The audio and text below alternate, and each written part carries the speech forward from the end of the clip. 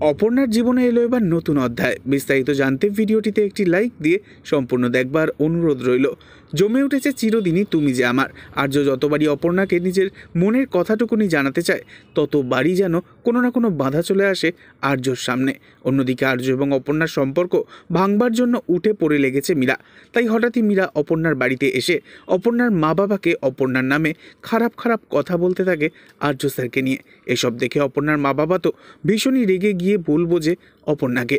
তবে এবার খুব শীঘ্রই আর্য আর অপর্ণার থেকে কিচ্ছু লুকোবে না। আর্য অপর্ণাকে নিয়ে হাজির হবে তাদের সেই পুরনো বাড়িতে, যেখানে রাজনন্দিনীর সাথে সমস্ত স্মৃতি রাখা রয়েছে। অপর্ণা হাতে পাবে অতীতের যাবতীয় তথ্য।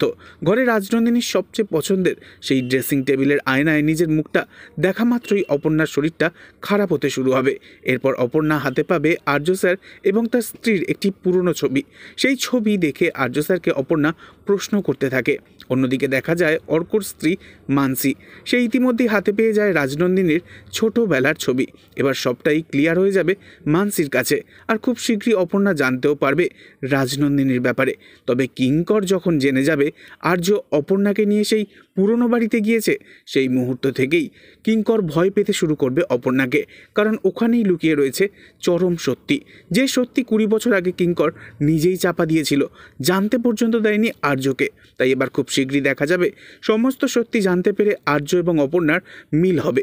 কিন্তু অন্যদিকে মীরা ম্যাডাম অপর্ণার নামে কুৎসা রটিয়ে নিজের শুটিং বন্ধ রেখে হঠাৎই নিজের বয়ফ্রেন্ডের সাথে 25 বছরের জন্মদিন সেলিব্রেশন করতে চলে গেছেন মালদ্বীপ। আর সেই ছবি নিজের সোশ্যাল মাধ্যমে পোস্ট করেছেন। আর শুধু আর্য অপর্ণা প্রেম করলেই হচ্ছে এখন দোষ? তো বন্ধুরা, কি মনে করেন আপনারা? মীরার বয়স কি সত্যিই 25, নাকি ও লুক হচ্ছে?